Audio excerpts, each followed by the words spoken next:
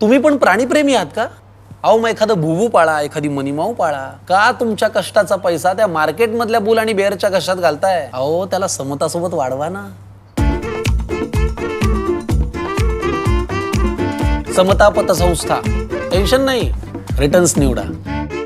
अहिल्यानगर जिल्ह्यातील कोपरगाव शहरातील अवाजवी घरपट्टी वाढ निर्णयाच्या निषेधार्थ राष्ट्रवादी काँग्रेस पक्षाच्या वतीने 2 दिवसांपासून करण्यात आलेले धरणे आंदोलनाला अखेर यश मिळाले आहे.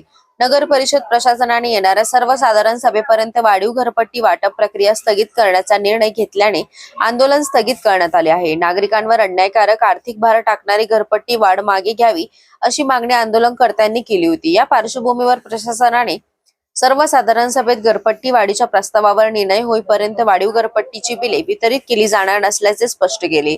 उपमुख्याधिकारी मनोज कुमार पापडीवाल, कर विभागाचे श्री धुमाळ, राष्ट्रवादी काँग्रेसचे पदाधिकारी, आजी माजी नगरसेवक तसेच कार्यकर्ते उपस्थित होते. नागरिकांच्या हितासाठी अवाजवी घरपट्टी वाढ रद्द अथवा स्थगित करण्यासाठी राष्ट्रवादी काँग्रेसचे नगरसेवक सभागृहात ठाम भूमिका घेणार असल्याचे यावेळी सांगण्यात आले.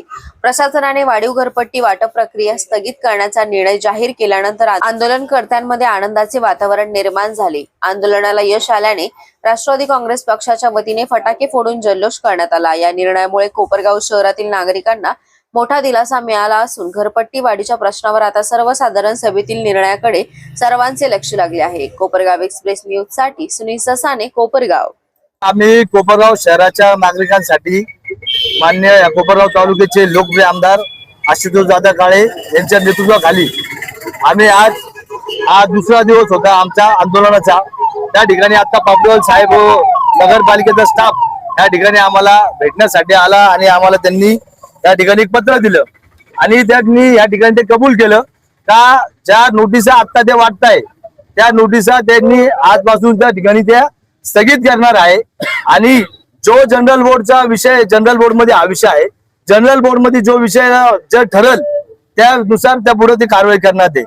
आणि मी आप पत्रकार बांधवांच्या माध्यमातून मी कोपरगाव शहराला सांगू इच्छितो का राष्ट्रवादी काँग्रेस पक्षाचे सर्व नगरसेवक का ह्याच भूमिकेमध्ये राहणार आहे का कुठल्याही पद्धतीची घरपट्टी या ठिकाणी वाढू नये त्याच्यासाठी आम्ही सर्वजण राष्ट्रवादी काँग्रेस पक्षाचे नगरसेवक या ठिकाणी आम्ही पाठपुरावा करणार. आज या ठिकाणी आम्ही राष्ट्रवादी काँग्रेस तर्फे आमदार आशुतोष दादा काळे यांच्या आदेशानुसार घरपट्टी वाढीचा जो विषय होता त्या संदर्भात त्या ठिकाणी धरणे आंदोलनासाठी कालपासून बसलो होतो. आज आम्हाला खऱ्या अर्थाने यश आलं की जी पुढची प्रक्रिया जी करणार होती नगरपालिका ती स्थगित करण्यात आली घरपट्टी वाढीची.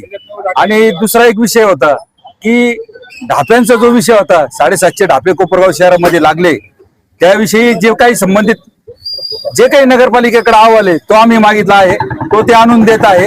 आणि 2 महिन्याची पाणी कोपरगावला राहायला पाहिजे होतं, 1 महिन्यातच संपलं. ते कसं संपलं त्या संदर्भात संबंधित डिपार्टमेंट करून त्याचे पत्र आहे ते आम्हाला ते आणून देत आहे. त्यामुळं आज या कार्य आमच्या राष्ट्रवादी काँग्रेसच्या जे काही आंदोलन होतं याला यश झालेलं आहे. आणि कोपरगाव शहरामध्ये जी काही करवाढ होत होती त्याला तात्पुरती स्थगिती देण्यात आली. 25 तारखेला कोपरगाव नगरपालिकेची जी जनरल मीटिंग आहे त्या जनरल मीटिंग मध्ये हा विषय आहे घरपट्टी वाढी संदर्भाचा. त्यासाठी आम्ही आमच्या पार्टीचे जेवढे नगरसेवक आहे ते कोपरगाव शहरातील नागरिकांचा विचार करतील आणि नागरिकांच्या हिताचा निर्णय घेतील, एवढंच तुम्हाला याविषयी सांगतो. राष्ट्रवादी काँग्रेस यांनी जे धरणं आंदोलन केलं या संदर्भात आम्ही त्यांचं जे निवेदन आहे त्यांचं म्हणणं पूर्ण ऐकून घेतलंय.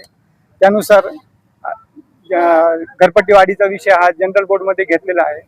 जनरल बोर्डचा जो निर्णय होईल तोपर्यंत आम्ही नोटीस वाटप स्थगित ठेवतोय.